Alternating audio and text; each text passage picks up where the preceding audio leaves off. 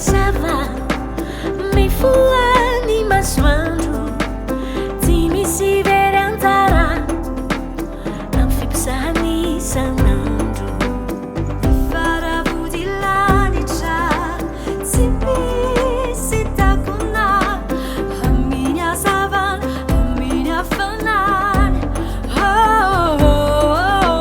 tsara izany tsara ny tany andrakitrysika ny miharizany manzaka mahery fitsy mifama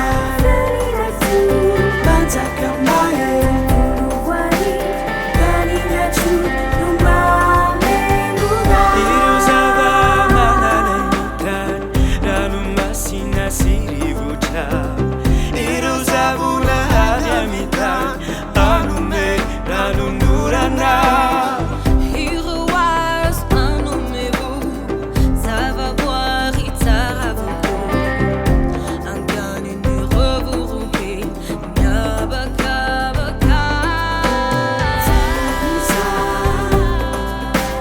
tsara ny tany andrakitrysika ny miharizany mazaka mahery fitsy mifama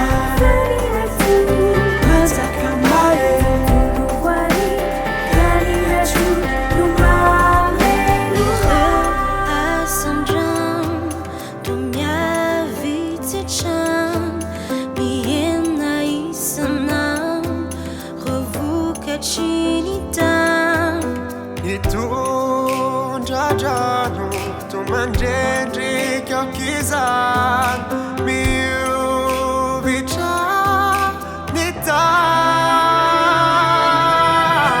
Not all the earth is crying, this is the voice of nature.